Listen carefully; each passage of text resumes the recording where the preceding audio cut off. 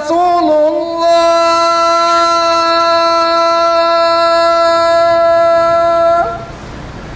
أشهد أن محمدا رسول الله حي على الصلاة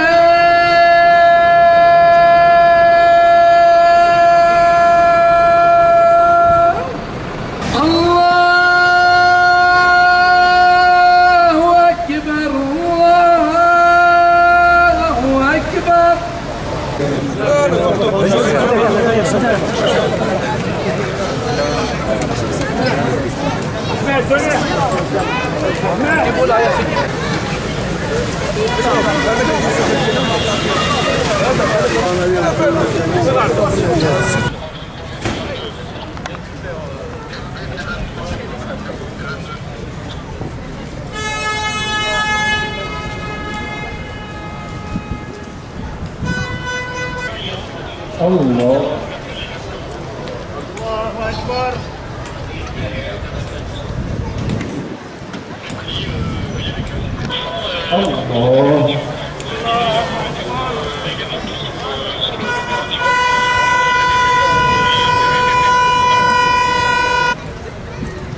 الله الله أكبر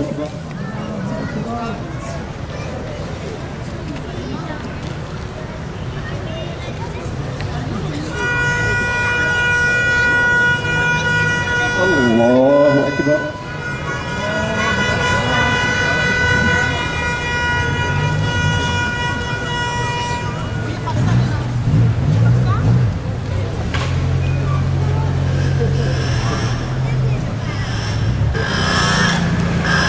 سمع الله.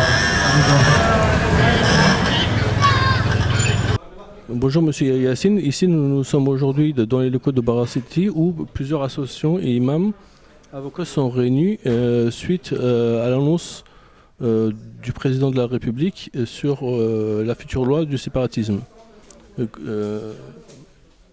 Qu'avez-vous tiré comme leçon de cette réunion?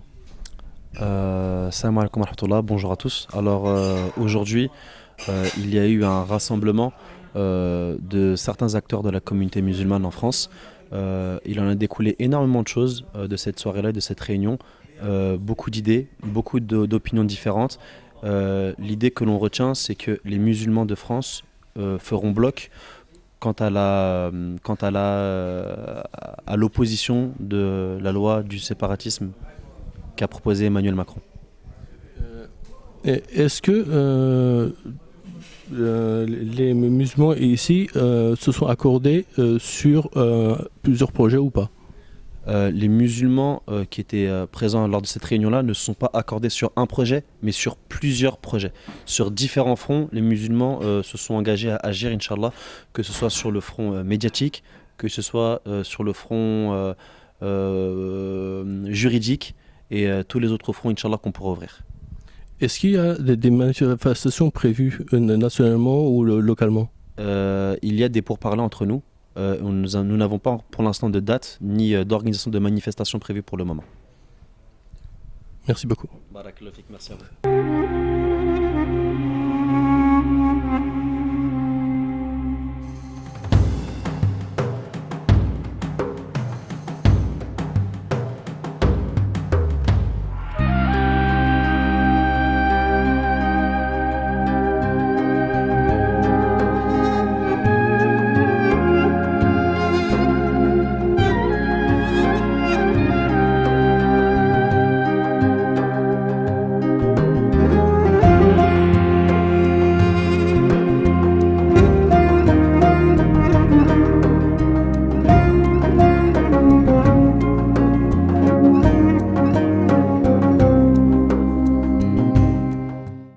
Bonjour Monsieur Elias, vous êtes fondateur de Islam et Info. Est-ce que vous pouvez nous dire quelques mots sur ça? C'est un site internet Oui, c'est un site en fait internet communautaire qui donne la parole aux musulmans, puisque pendant de nombreuses années les musulmans ont été privés de parole. Il y avait un point de vue sur l'actualité, sur notre actualité qui était donné par d'autres.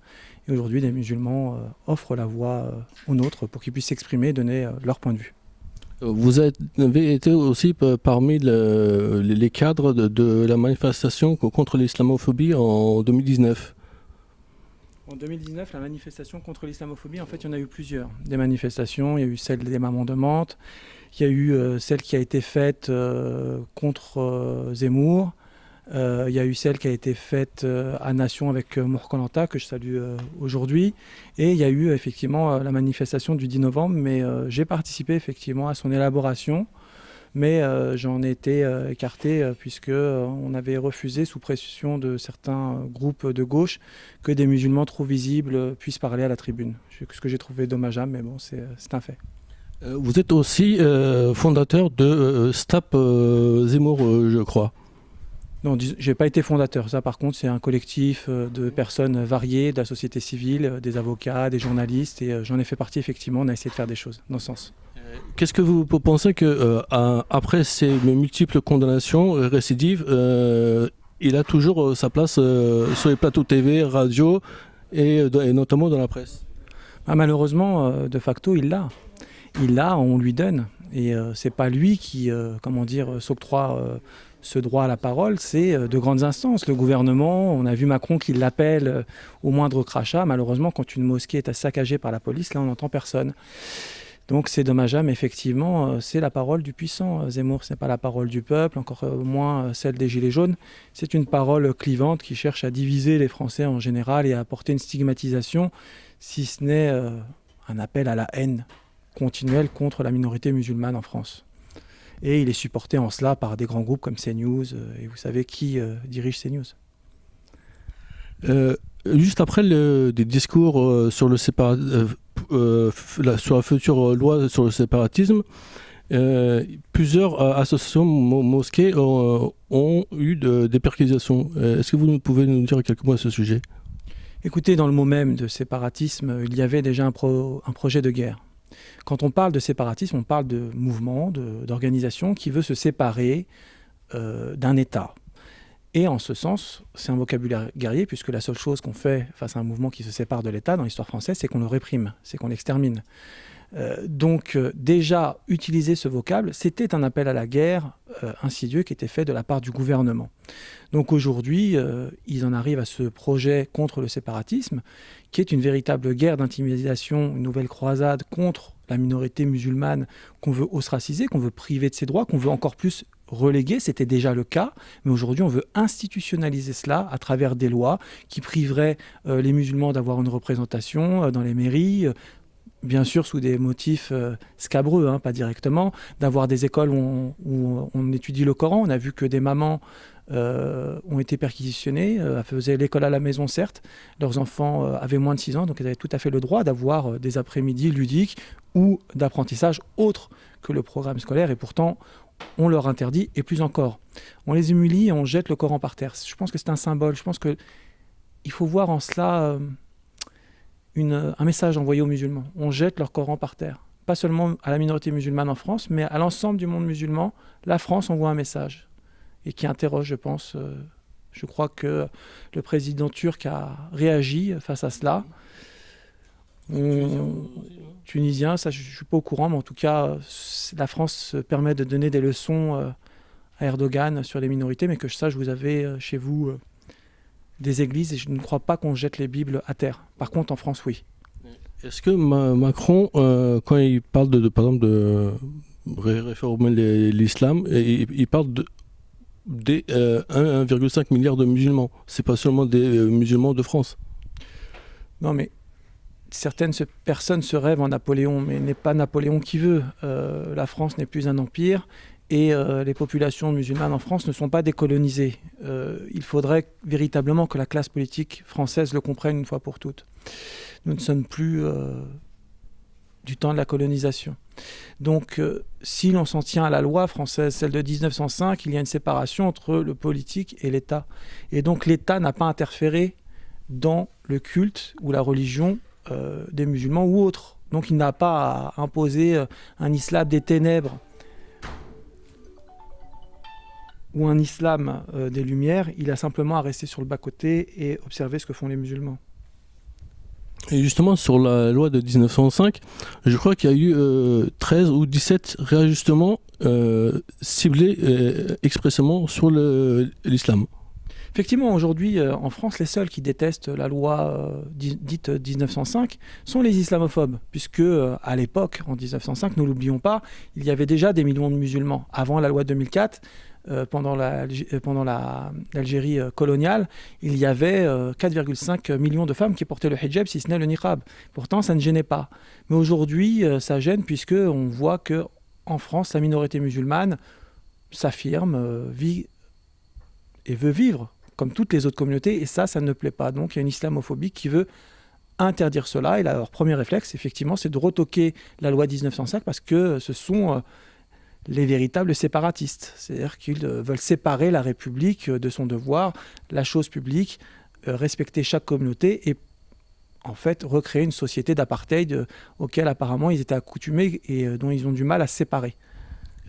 Par exemple, le voile, l'islam, le Coran ne gênait pas la France le temps de l'Algérie, qui était colonisée par la France. Les Algériens étaient plus que les prétendus aujourd'hui 3 ou 4 millions de Français de culture musulmane. Pourquoi ça ne les gênait pas avant et aujourd'hui ça les gêne? Comme je l'ai dit, certains aiment voir les gens sous un statut d'apartheid et d'esclaves, et n'acceptent pas qu'aujourd'hui des Elias, des Mohamed, des Naïma, des Mehmet puissent avoir droit au chapitre politique comme tout à chacun dans ce pays. Et donc, comme ils ne l'acceptent pas, ils veulent engendrer et créer de facto cette société de ségrégation. Je rappelle que à tous les niveaux, il y a une ségrégation de fait qui s'exerce contre les musulmans, mais ils veulent la légaliser. On l'a vu pendant l'état d'urgence aujourd'hui avec ces lois scélérates et liberticides qui sont en train d'être mises en place. Nous avons quelques pistes sur là où les textes qui veulent faire appliquer sur le séparatisme, par exemple sur le fait qu'il ne faut pas montrer sa religiosité dans les mairies ou dans le sport. Par exemple, dans le sport, on sait que c'est avec la chanson, l'un des seuls élans pour les musulmans. Là, on évoque les douches en slip. Qu'est-ce que vous en pensez? Écoutez, on est en plein la République du ridicule. Et les mêmes gens qui ont commandité le génocide pendant la guerre d'Algérie, aujourd'hui se croient autorisés à vouloir nous imposer notre religiosité et ses formes. On leur rappelle juste qu'ils fassent ou non une loi, nous serons là pour nous affirmer en tant que musulmans, que ça leur plaise ou non. Nous sommes aujourd'hui 10 millions en France et nous n'entendons pas, comme certains, je parle là notamment du CFCM qui a accompagné cette loi et qui l'a félicité, dans une démarche de soumission, mais plutôt dans une démarche d'affirmation. Nous sommes musulmans, fiers de l'être, qu'ils l'aiment ou pas, que ça leur plaise ou pas. Mais merci en tout cas d'avoir répondu à toutes ces questions. Mais c'est moi qui vous remercie. Je passe un salam à toute la communauté turque. D'un ministre de l'Intérieur, d'avoir de tels propos aussi violents, sachant que mon voile n'a aucune fonction politique. C'est ma foi. Après oui, c'est visible, mais c'est pas pour autant du prosélytisme. Bonjour, est-ce que vous pouvez vous présenter?